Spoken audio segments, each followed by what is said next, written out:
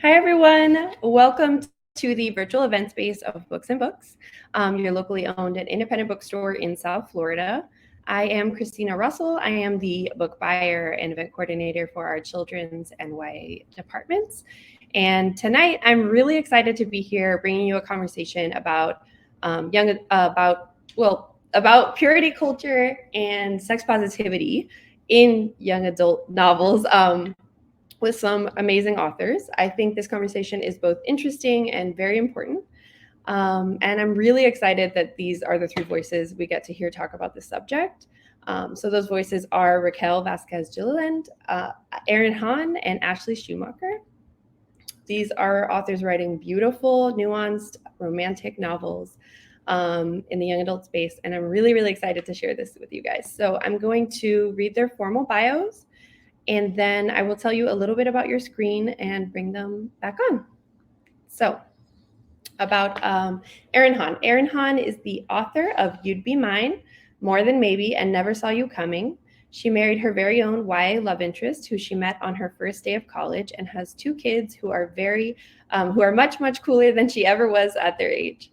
She lives in Ann Arbor, Michigan, aka the greenest place on earth, and has a cat named Gus who plays fetch and a dog named June who doesn't. Ashley Schumacher is the author of Amelia Unabridged and Full Flight, and has a degree in creative writing from the University of North Texas. When she's not reading or writing, she's either singing Disney songs, finding new and exciting ways to pester her family, or trying to find her inside voice, which has sadly been missing since birth. She lives in a small town north of Dallas with her husband, son, and more books than is strictly necessary. Raquel Vasquez Gilliland is a Mexican-American poet, novelist, and painter. She received her MFA in poetry from the University of Alaska Anchorage in 2017. She's most inspired by fog and seeds and the lineages of all things. When not writing, Raquel tells stories to her plants, and they tell her stories back. She lives in Tennessee with her beloved family and mountains. So thank you guys for hanging in with us those few extra minutes at the beginning. And a little bit about your screen is that this green button below us is going to take you to our shop site. The first book you'll see is How Moon Fuentes Fell in Love with the World Universe. And then we've got Erin Hahn's books. We have Ashley Schumacher's books. I will also be putting links into the chat as they talk. And then the second thing is this button over to the right that says Ask a Question. I invite you and encourage you to please send us in some questions. I'll be back on in a little bit to facilitate asking them. I'm really excited about this conversation. This is a subject I care deeply about, and I know a lot of us do. So without further ado, I will start bringing them back on. Just give me a couple seconds, and they'll be with us. Hi. Hello. Okay, and Ashley. All right. Oh, yay. Head out. I was holding my breath there for a second. I know. She saved me for last. How are y'all doing? The way this is lined up feels like a music video or something, like from like the 90s. I'm super impressed. We look really hip. Nice job, I'm everyone. gonna just periodically lean and tilt my screen to see all of our books. It's fine. Raquel has the ideal background here. Raquel doesn't have to lean at all. I know. I think I'm just gonna do this so it looks like I'm like her. Hey, I'm just going to periodically make mine do the dolphin at the bottom of the screen. It'll be great. Well, thank y'all for coming. Thanks for bearing with us through the technical difficulties. But we've got a lot to talk about. You guys want to jump in? Yeah, let's do it. All right. So we've made some questions for our own selves that we want to answer. And so if you see me looking off screen, I'm looking at the questions with my last brain cell. Yes. Yeah, I'm gonna read mine verbatim so I don't mess anything up. So the first question for all of us is, why is it important to show sex positivity in YA? Why can't we just leave sex out of YA narratives and let parents and guardians handle sex education and positivity? And I want to tack on here too, why can't we just keep YA clean, which is a word I really hate if anybody wants to speak to the clean YA label. Let's see, Raquel, did you want to start us off? Sure. And I'll just preface it by saying I have a migraine. So if something comes out weird, just double check or ask me, because that's what happens. If I don't make sense, ask me to clarify. I think I've been pretty open about this, but the people who raised me, including my parents, never talked to me about sex. I didn't get any the sex talk, like nothing weird or awkward or like educational, it just didn't happen. And so what I learned about sex was from kids in school. The first person who I met who was sexually active, I was like 11 and she was 12. And so that's where I got a lot of my information. And a lot of it was like really lacking. And I had to fill in the blanks with what culture teaches us about sex. And the culture is misogynistic and also is all, like, I don't know how to put this into words, but finds sex sort of repulsive and also very attractive at the same time. And sorry, my brain. So a lot of people are uncomfortable with talking to their children about sex. And I know that because my parents were very uncomfortable talking with us about sex. So if you don't allow young adults to learn about sex positivity from other sources, even just to start with a sex positive scene in a book, they aren't going to learn accurate and positive aspects of this really important experience that's integral to most humans' experiences. So I feel like I've been talking a lot, so I'll leave the clean YA to you guys. I'll pass it off. Erin's next. Erin.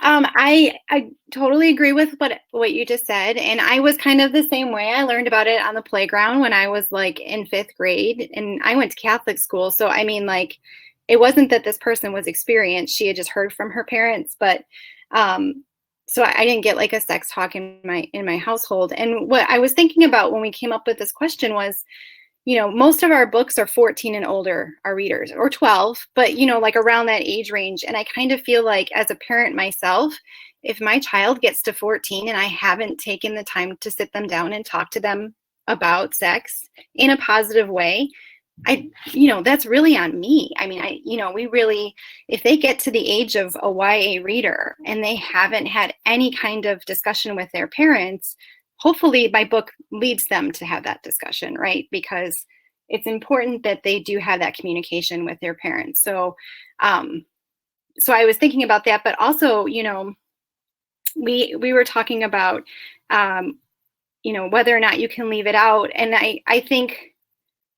I think actually in romance, I don't think you can leave it out. I think in other YA, contemporaries or fantasy, maybe it's not necessary to have it in there. We have a lot of ace readers who don't necessarily want us to be talking about sex in all of our stories. And I agree with that. But I think in romance, it comes up naturally when you have a romantic relationship. And so I think it's important for us to address that in a very natural, non-shaming way, because it's absolutely 100% going to come up. So, and I'm going to let Ashley talk about clean because I know how much you hate it, but I also have had my books labeled as clean, and it irks me to no end just because, that's the opposite of it is dirty, meaning that everything that's not clean is dirty, and we don't have dirty YA. That's not a thing. So go ahead, Ashley, though. Yeah, I'm similar to you guys in that I got like a little like blue book from I think the 70s, and that was my sex talk. My mom was like, "You like books? Have this." Read it. And what I feel like even for people that I grew up with, because I grew up in a very small conservative Texas football town, they were more willing to talk about football scores than they were like anything you might encounter approaching sexual feelings. But I feel like without putting, and this ties into the clean thing, if you don't allow kids to come across it in the narratives that they're reading and kind of like taking into themselves while they're like I say kids. I'm an adult and I still take in a lot of what I read, and like it becomes ingrained in me and like part of my personality. It can make it so that when you are faced with these feelings, at least for me, I was very much told the mechanics of things and like the consequences of the mechanics, but not the feelings that led to it. And so when I was in early relationships and had non-mechanical feelings, I was like, what is this coming to? Yeah. And I really hate clean YA. I hate the idea that sexual urges, or like even where I grew up, even romantic urges, like outside of marriage, which is ridiculous when you're like 15, are somehow bad and need to be, is curbed the right word, need to be curbed, need to be checked. I personally, and I don't know about you guys, I've gotten a lot of, my first book, Amelia and a Bridge, does not have any on-screen or off-screen sex scenes at all. So I've gotten a weird amount of emails, always from parents, never from teens, that are like, thank you so much for writing a clean romance. And I'm like, well, Amelia has a lot going on. It's not a straight ahead romance. It's a girl overcoming grief. But also, what do you mean by clean? Because there's underage drinking. So I know you don't mean that. Right. What do you mean? And I know what they mean. And I kind of am I don't know what you want to call it, a pest. I even put in my bio, I like to pester. So I'm like, just make sure you get my next book, Full Flight, which will do the dolphin now. Make sure you get that book, because there is a sex scene in that one, and it's, fade to black, but it's very obvious what's going on. They're not playing Uno. Do you guys have thoughts? do you guys have thoughts about clean YA? It just drives me, every time I see it, the implication that anything else where teenagers have natural feelings, like they're already having to battle the societal pressures of feeling wrong somehow, depending on hopefully not. I hope there's a new age of like teenagers who are allowed to be teenagers without judgment. But I feel like it's still very much a societal thing, especially for women and girls, that you have to keep that in check. Like, it's up to you to keep that in check. Like you were saying, like I would have things that would call my books clean YA. You'd Be Mine, where Clay is one of the characters named Clay is an alcoholic, and and is taking pills, and there's just like all sorts of things going on. But that's a clean YA, even though there's cussing and drugs and alcohol. And just like, I think we saw that a few months ago, or maybe it was a month ago. Gosh, time is nothing on Twitter. But they tried to do a YA classification, and it was basically between 1 and 4. And I don't want to get into the details of it, but Never Saw You Coming, my church kid YA, was a straight up number 4, which was like the dirtiest of the YA classifications. And I was like, that just seems wrong to me. But by your classifications, because they say cuss words when they get angry, and because, Meg has an orgasm on the page, this is done. We're right up there with the murderers. This book is just a dirty book. And it's just like, that doesn't make any sense to me. So yeah, garbage. I think it's garbage. I agree. I think that the clean YA speaks to how we view virginity, and like how girls in particular, you're pure, you're a good girl if you're a virgin. And if you're not, well, that means you're dirty girl, or filthy. And it's it really, really messes people's psyches up, not just with their self-esteem and their self-worth, but also in how they approach relationships and how they can make their needs met sexually. I think it's really weird that we, as a culture, a lot of people are really comfortable watching like gruesome murders in like movies, but female orgasms are rarely even alluded to. Like, I know, I'll just be upfront, I didn't realize sex was supposed to be pleasurable for a woman until I was like well into my 20s. I was like, when I read about people who like women who experience pleasure, I was like, no, I think they're faking it. I think they're lying. Why would they lie about that? And that's why. So, there's that whole lie back and think of England thing. yeah. Sorry, something just fell off my wall. That like really make we're upsetting the spooky spirits. I think that feeds into the whole clean unclean thing too. Like even the desire makes you unclean. So the shame cycle is just it never stops. The circle keeps going.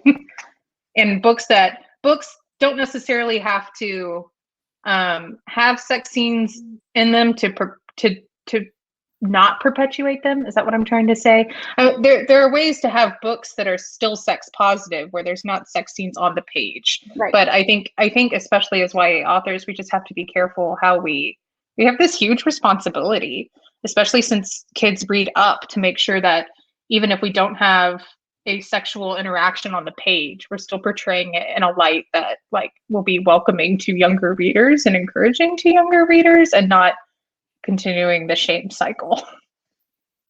I think and maybe we'll move on because we'll get to it. But I think one of what you were saying, like I don't have sex on the page in Never Saw You Coming, but I thought it was super important to me that Meg, in her mind, talked about it all the time, that she was shown as like a character with like, not to be like she was horny, but like really I wanted to normalize that. Like she's this 18-year-old girl who is very physically attracted to her boyfriend. Like I think it's okay for us to normalize that and not make them out to be like bad girls, you know, for thinking that way, just having normal human emotions. I think that is, you know, kind of a nice thing that can still be sex positive, just by showing that like sex in general is thought of as something that's positive. Should we go to our second question? Yeah, I can. Or it has my name there, so I can do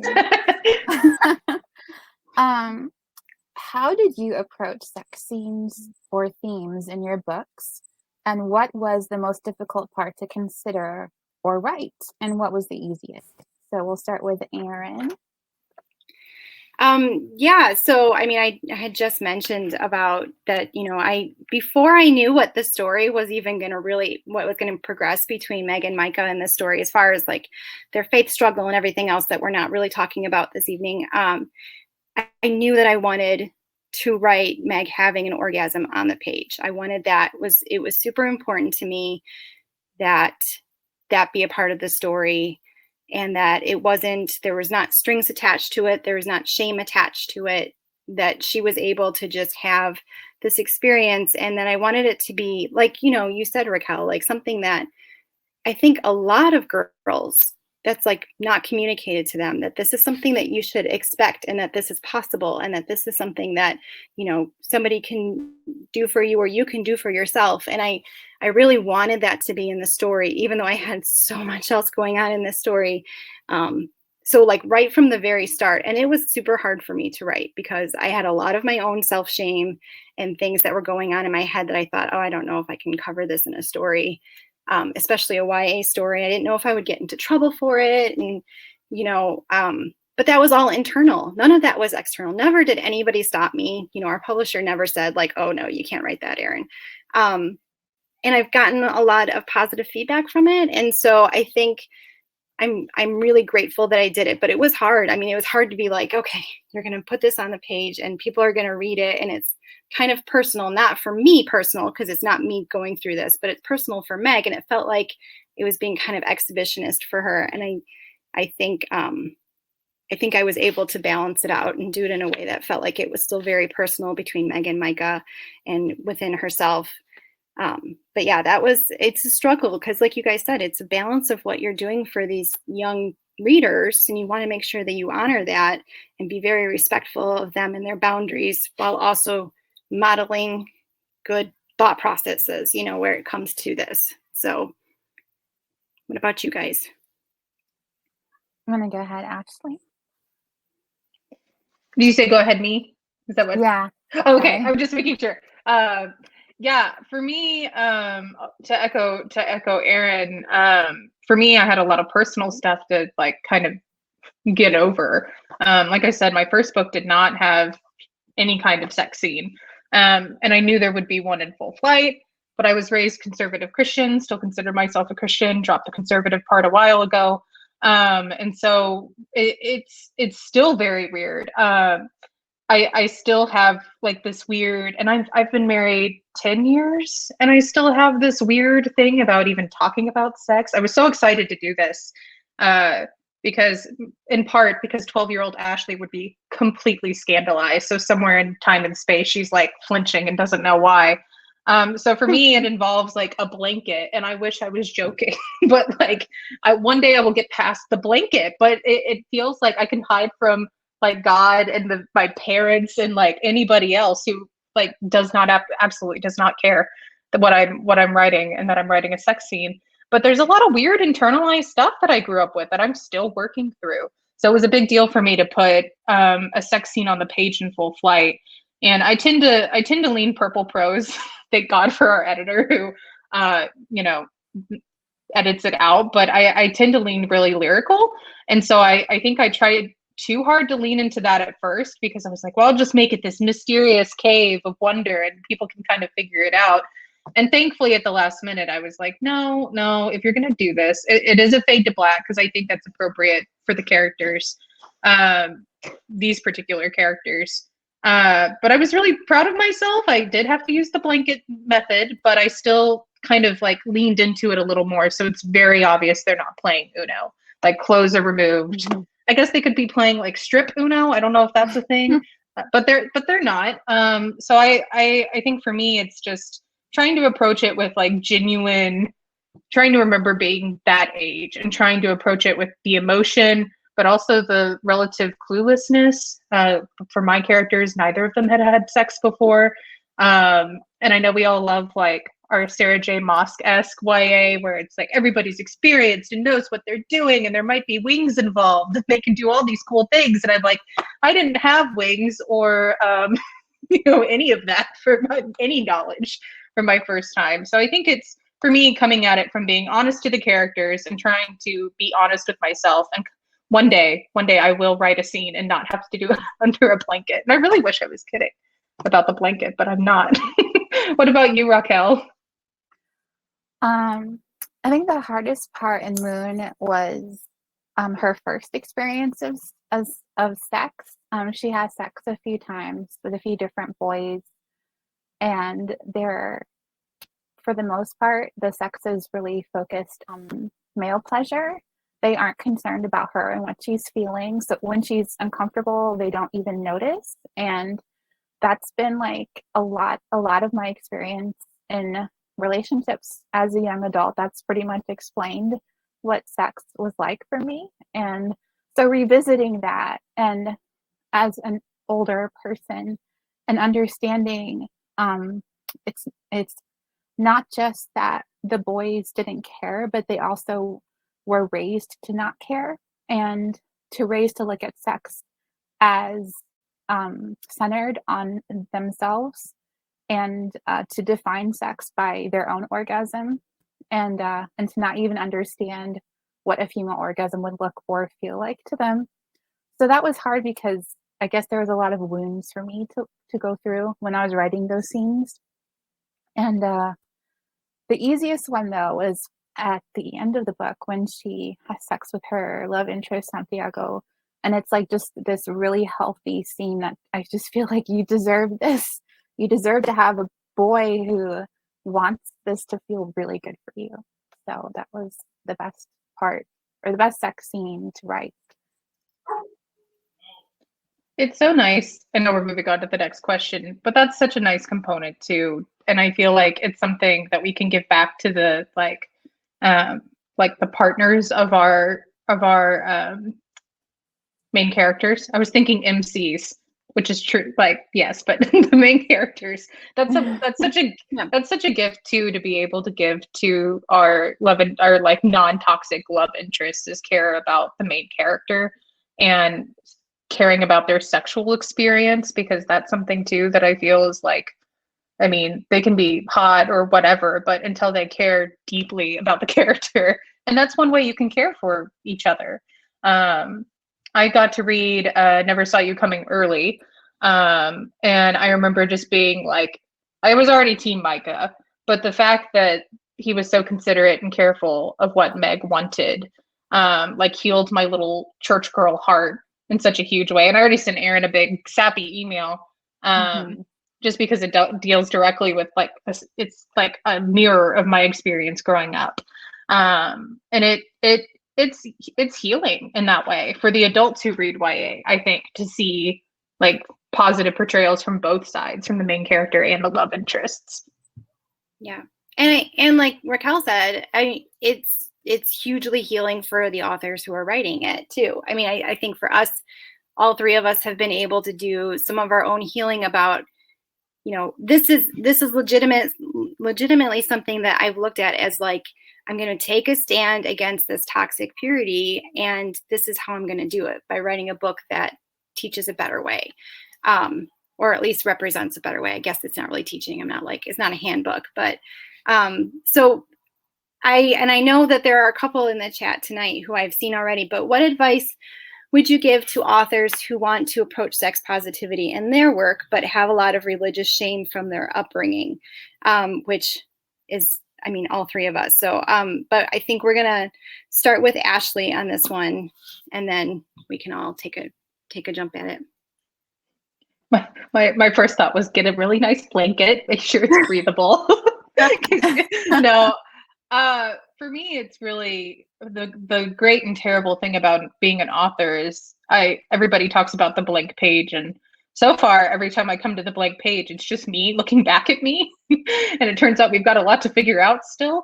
And it's so fun to get to figure that out through characters. So for me, it's just continually working on like knowing myself and knowing how I feel about things, and kind of taking in new information, and trying to do better by like the people coming up behind me than what was done for me.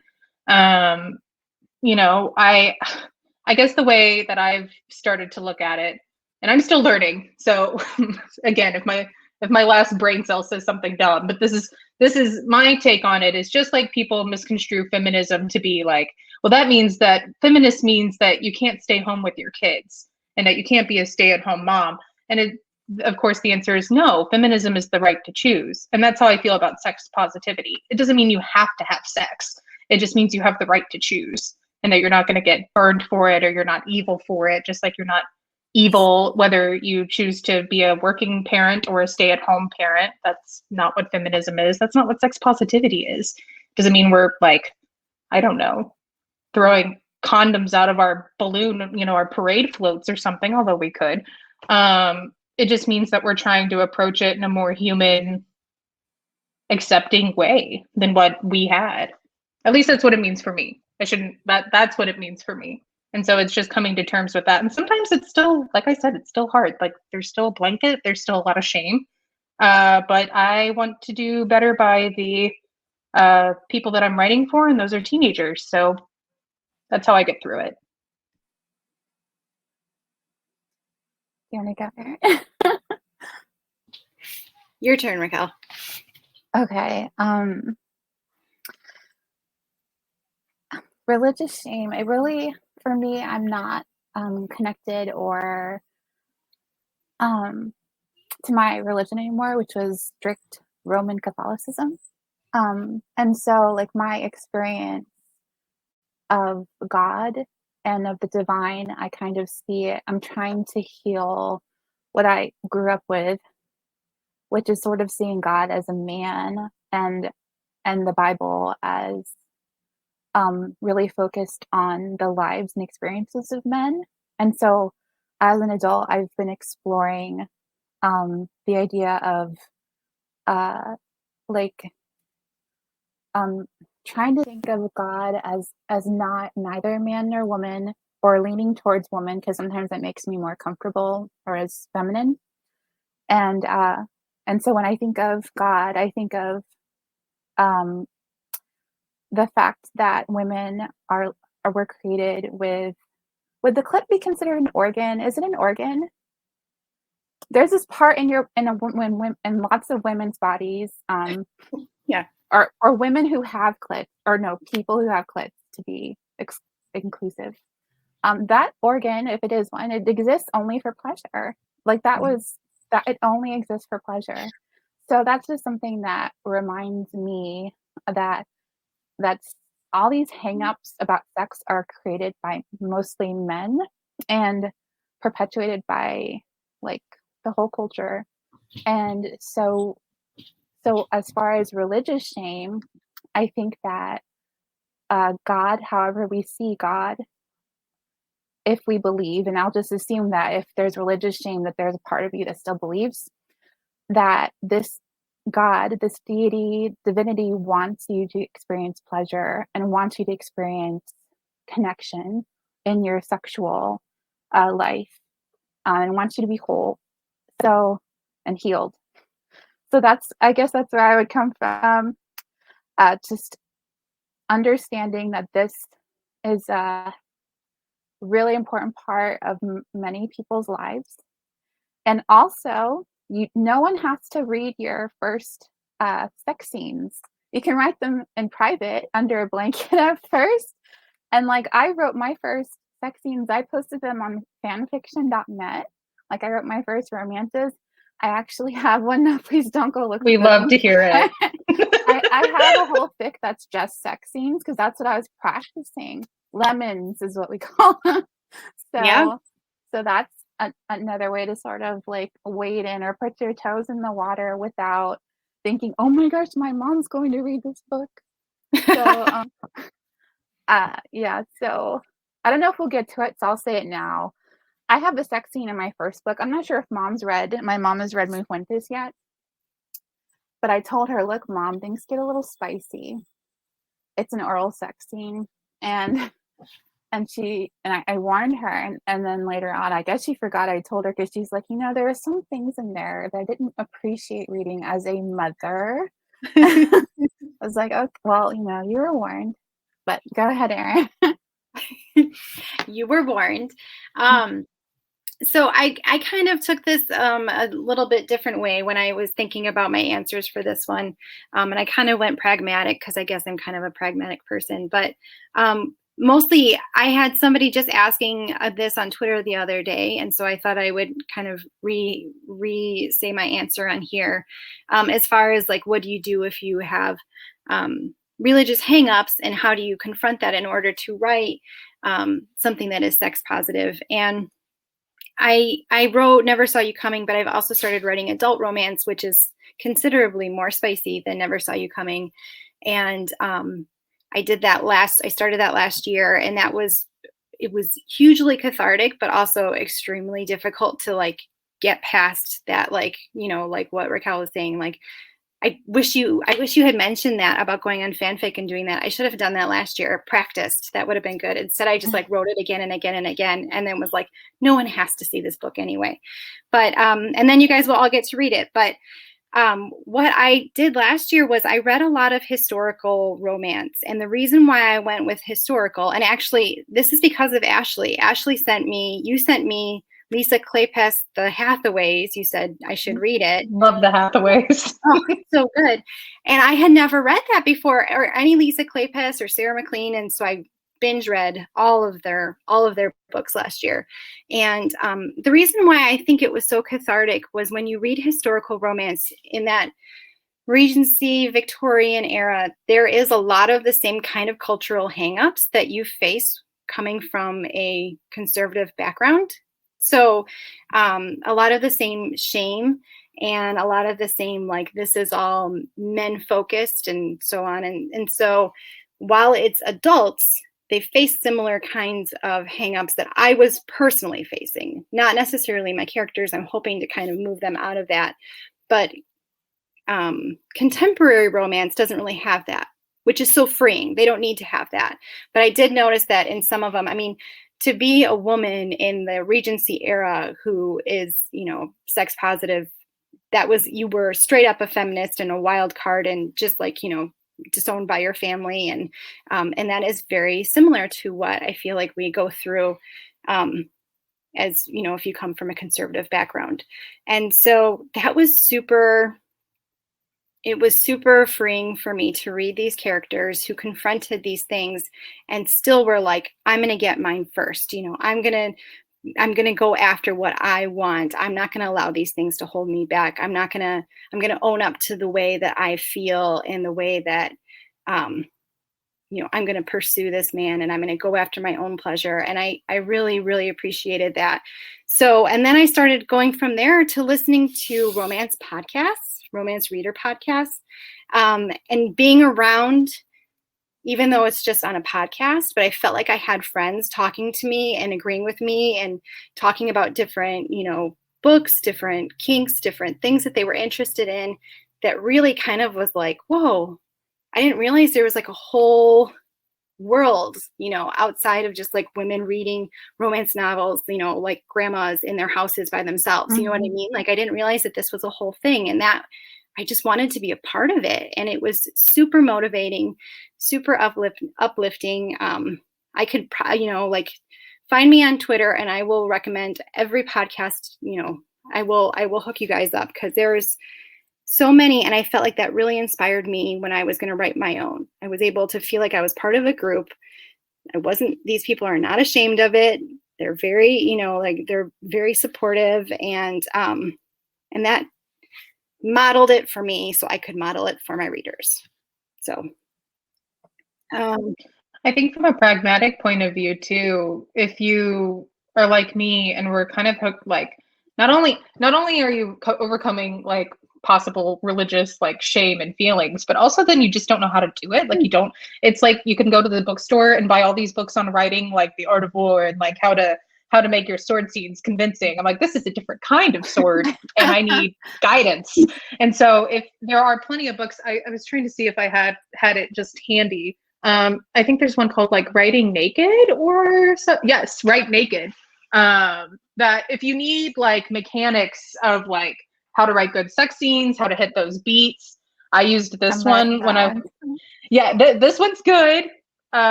Books and Books probably can drop a link if you are so inclined to. A bestseller secret to writing romance.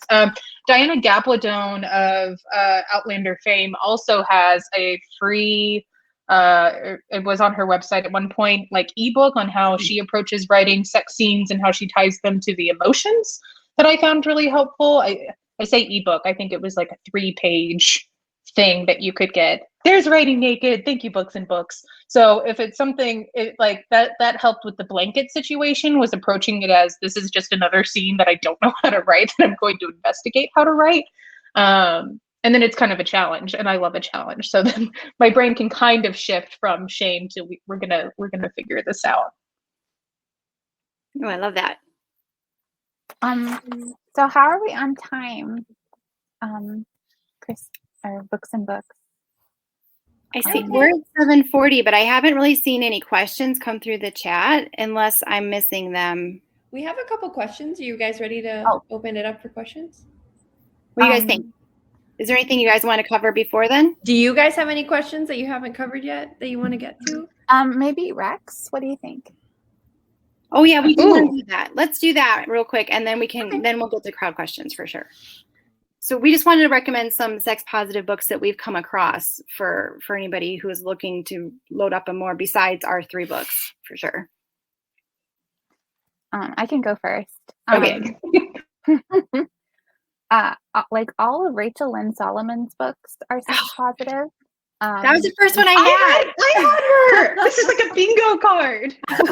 I'm gonna look at my shelf for another one to replace her. Both young adult and adult books for her. Casey McCliston, both those books, Red, White, and Royal Blue, and One Last Stop. And I think those are technically new adult, but they're sex positive, and they also focus on queer characters. The Poet X by Elizabeth Acevedo, and that one shows masturbation, normalizes masturbation. And I have for the adults watching, I read a book called The Rose by Tiffany Reitz, Reisz, I believe. And it is like one of the most beautiful eroticas I've ever read. And it's so well written, and it's really, really, really hot. So that's for the adults reading. And it also focuses on a character who had really bad sexual experience and is now having positive sex experiences. So that's for me. Oh yeah, Red Hood is really good. Red Hood. If you guys haven't read Red Hood, Erin and Ashley, you need to read it. That's awesome. Well, I was gonna rewrite. You had told me Rose a while back, and it's in my cart. I never finished. I like walked away from it, so now I got to go back and do that one. Red Hood. Okay. I'm writing these down. I know, me too. So I also, again, had Rachel Lynn Solomon. I was trying to come up with ones that were super recent, and for a couple that are sex positive, but not necessarily, there's no sex on the page. When Syed Masood writes really great YA romance that are extremely swoony, and he writes from a Muslim perspective, and in the way that I've been writing from a Christian perspective and Never Saw You Coming. And they're beautiful stories and also sex positive. And then I have Jay's Gay Agenda by Jason June. That one is obviously a LGBTQ, but it also is extremely sex positive and wonderful.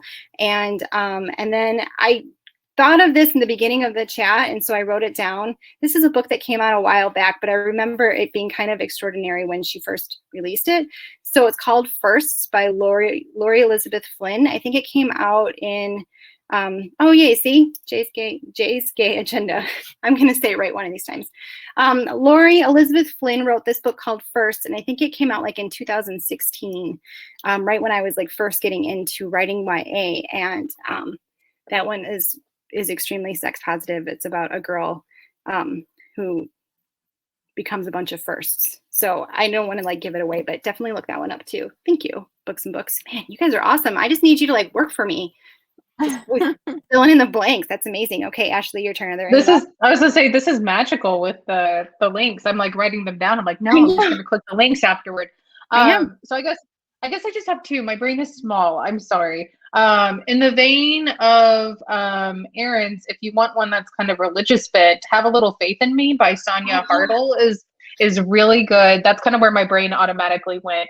And then I'm going to plug my critique partners, which I meant to grab before, and I'm not going to slide back there again. It just gets more obnoxious every time I slide back to the bookshelf. But my critique partner, Cassie Gustafson's After the Ink Dries came out this summer, and it's a big trigger warning for sexual assault. But in there is kind of how you deal with it's kind of like the perils of not knowing what sex is and not being able to distinguish for yourself what's healthy and not healthy. But she goes on this big growth journey to find out what is healthy for her, and what was done to her was not that. So yeah, I think those are my only two. I read a lot of adult romance too. So yeah, right. I'm like, oh, we have a lot of adult, but yeah, I think, you know, oh, do you have one? Do you have a particular adult? We already talked about Lisa Kleypas, and but for as far as I know that some people have found some of her older stuff to be maybe not necessarily like super with the times. Right. Yeah. With the times. But if you like that style, Sarah McLean writes a historical romance, and she also does Fated Mates podcast. So I did get one podcast in. And she is super, obviously they're sex positive, they're feminist. There's always like fight scenes in them. They're wonderful in that way too. But they also feature curvy heroines. There's a lot of things to love about her books. And I think that they are a little bit more with the times, even though they're set in a Regency era, with that kind of modern sensibility in her heroines versus what maybe we would find in Lisa Kleypas, although I would recommend all of them. I have to plug one more that I forgot about that I just read, and I hate to do it because it doesn't come out until I think 2023, which will be here before we know it. But Ginny Howe has The Makeup Test coming out, and it's fat positive rep. It's not YA, it's adult, but they're college aged, and so I'm all about the fat positivity and positive sex in books, because fat people want to have sex too. Oh, that's awesome. Okay, do we have questions? Yeah, I think we can take the. Sorry. was trying to get that last link, but I think I don't have a link for that one yet. I don't think it's here yet. It's just to remind people. So when 2023 comes, they'll remember this moment in 2021. Okay, so I think I'm going to start with this one. What are some other topics you'd love to see discussed more openly in teen books? Ooh. I'm going to say religion, which kind of ties in, but I kind of feel like it's happening. We're seeing more of it. But I want both religion as not a big deal, just a part of the character, and also like religion that is toxic and gets taken down. But I really appreciate it's a part of the character, but they're still like teens. I threatened on Twitter to only talk in Easy A quotes for this panel. We don't need the Amanda Bynes character of a like higher power will judge you for your indecency. You can just have a Christian who's not headband wearing two-faced nutty person. I'll just say, and I'm sure that there are books that I just haven't come across yet, but I struggle with anxiety and intrusive thoughts, and that's not something I've seen in YA or even adult books, and like intrusive thoughts. And I've actually considered writing them, but I'm afraid that it will make my intrusive thoughts worse. So maybe when I feel healthier, I will. So that's just something that popped up. What about you, Erin? So I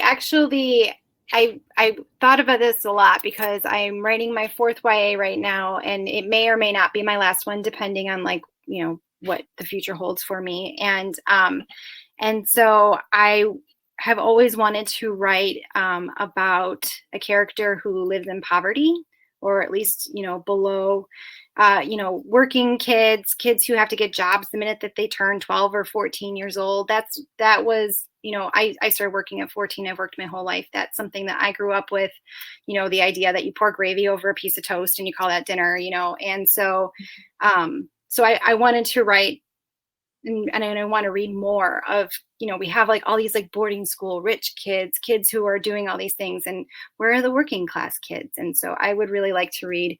I know that there are some out there already, but I would like to read all of them. So give me more. These are all really good. I would like more of this as well in YA. The next question I'm gonna ask you guys is, okay, which of your novels was most cathartic to write in terms of rejecting purity culture? The latest one for me, because that's the one that focuses on rejecting purity culture. So, Moon Winther, there she is. There she is. Mine is my second book, Full Flight, which I was going to dolphin again, but I was about to grab Writing Naked, which is not correct. Because like I said, my first book does not have any sex scenes, but this one did. And weirdly, my third book doesn't. But it does have fat positivity. So it half counts. Yeah.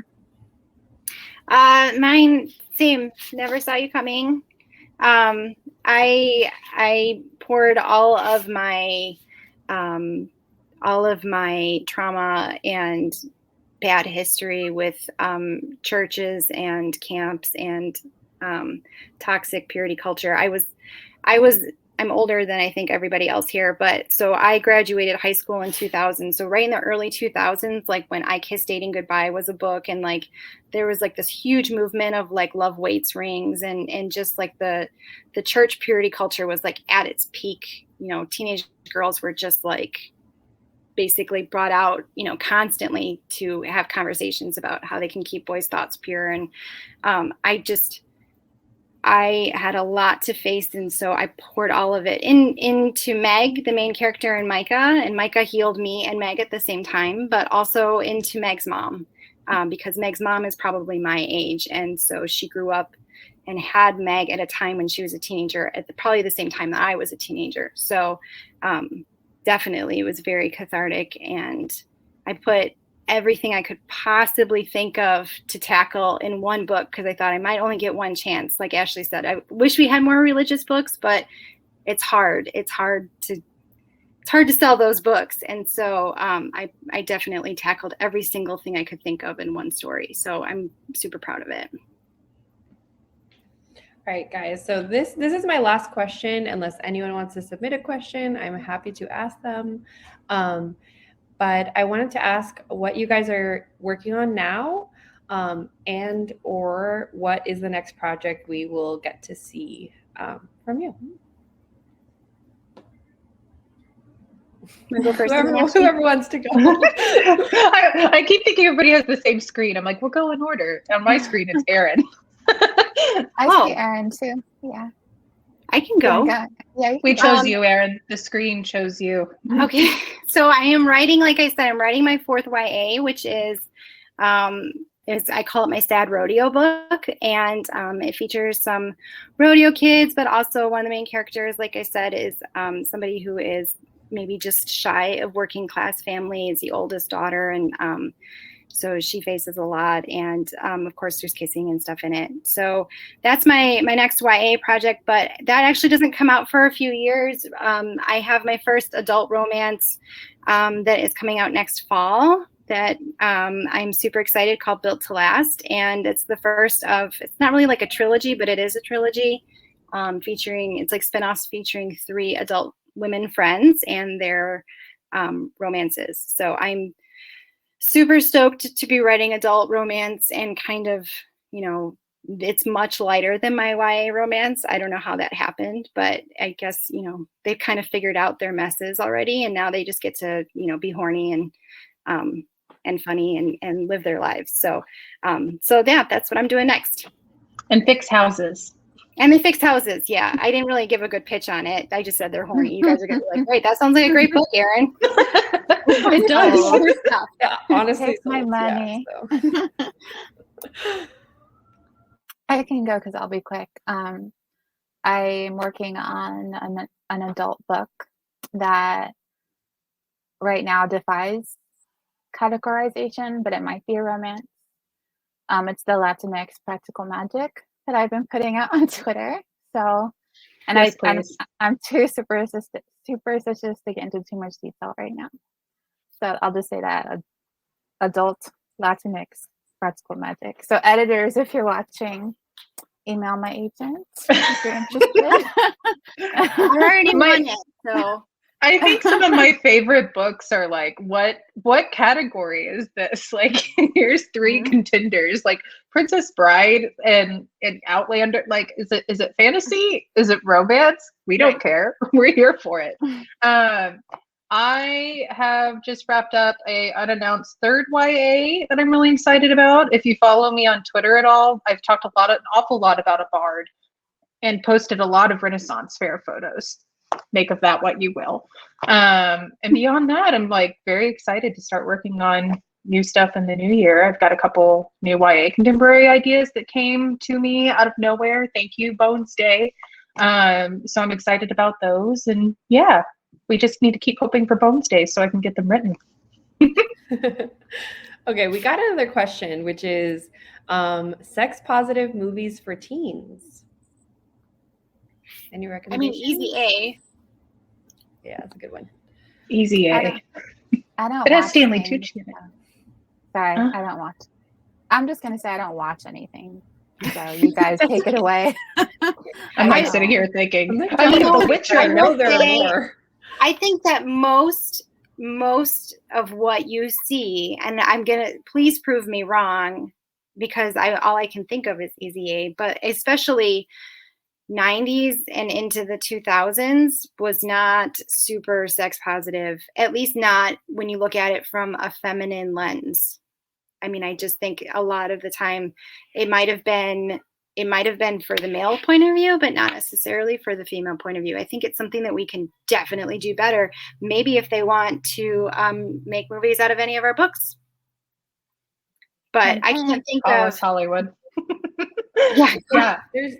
There's TV shows, I feel like, more so Yeah. than movie. Like the first Riverdale comes to mind immediately. I know it's turned into plot-wise a little bit of a head tilt on what is going on. there's also Never Have I Ever on I think Netflix. Yes. Which I actually Yeah. haven't seen, but I've heard is Atypical, which is also on Netflix. There's a few I would say there's more television that I would call sex positive than movies. I definitely think that's true. I think that they've been experimenting more with TV, and I think the movies that that they are making are based off of YAs that maybe came out like 5-10 years ago, and so they're slowly making their way. But first they have to remake Willy Wonka again, or Willy Wonka and the Chocolate Factory. Let Gene Wilder live. We definitely Let need Gene that. Wilder live, okay? no. I think part of the problem with movies in particular is that talk about a stupid rating system. One of my favorite things is like behind the scenes and like directors' commentaries and stuff, and the things that they're like, well, we had one F-bomb too many, so we removed it to go back to a PG-13 rating. I'm like, seriously, you have like a checklist, like 4 F-bombs is R, but 3 is not. Like, so I imagine sex scenes, especially with minors. I mean, I guess there's Twilight. They're technically teens. There was a positive. I mean, she does immediately, spoiler alert, become pregnant. She does. Yeah. I don't. They also get married, which is fine. But I feel like I don't know. The messaging is. Stephenie Meyer might have had some blanket moments that she thought she could remove the blanket if they got married first. That's true. Yeah, I'm just trying to think of like on scene, on camera sex scenes with teens, and I'm kind of coming up blank. So there was a documentary that I watched last weekend, and I'm like literally trying to quick scroll through and find it. But it was about if anybody can jump in and tell, I think it's on Netflix. It was about the movie industry and women in the movie industry and how unbalanced it is for female directors. And it was something like 1 out of every 100 directors in Hollywood, or something even maybe worse than that, were female. And so why so many movies up until even now, Booksmart, yes. But up until just like now have been very male focused and not necessarily female focused. And oh my gosh, I'm not going to be able to find it. But if you go onto Netflix, it changes everything. Yeah. Is that what it is? Yes. Yeah. Yes. They did like a study of all the different women directors and women-led movies and movies where women starred. And I just think and girls in general, and it was extremely eye-opening. But I also think that, yes, I think that's going to be, it ended in a way that made it seem like the tide is changing. And so hopefully that means that, there's going to be more, maybe there's more female directors in TV than there are in movies. I don't know, but maybe that's something I found fascinating along those lines. I don't think they're I think they're in their 20s, but the newest Emma, the one that came out the most recent version.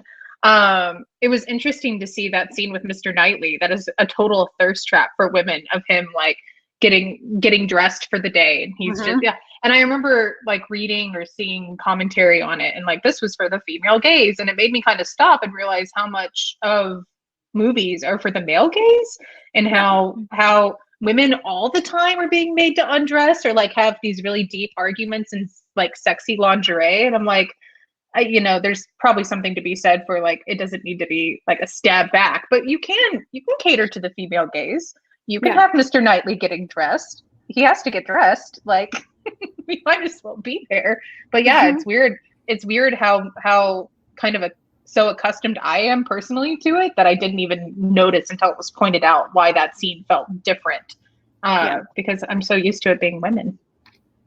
I feel the way about Bridgerton, which is not for teens, but I feel like it was catered to the female gaze, which I very much appreciated. So yeah, at least it's about time. A lot, there were a fair amount of scenes like that, and I definitely appreciated it. All right, guys, so we are out of time. I want to thank you guys so much for spending your evening with us, both viewers and authors who are on screen with me. Thank you, Raquel, for bringing this to us. We I loved getting to host it. I love Thank all of your you. books, you guys. Like, we're here for you. We are, and Indie Books are a partner of yours. So thank you for including me and including Books and Books in this night. Thank you for hosting. Thanks and for thank you having those us. Thank you amazing so links. much. Anytime, yay. I'm All sorry, right, my guys. computer was dumb. Oh my gosh, no worries. Everything It was like 7:01. You did such a good job. Like we made it in just in time. So it was Oh, I'm so done My with cat's computers. joining us. Say bye. Oh, yay! Bye. Oh, I have one too. Hold on. Mama. Do you guys have animals? I have. He's not happy. She does not want me to hold her. Okay. I have All right, good a night, llama. guys. Bye, everyone. Bye.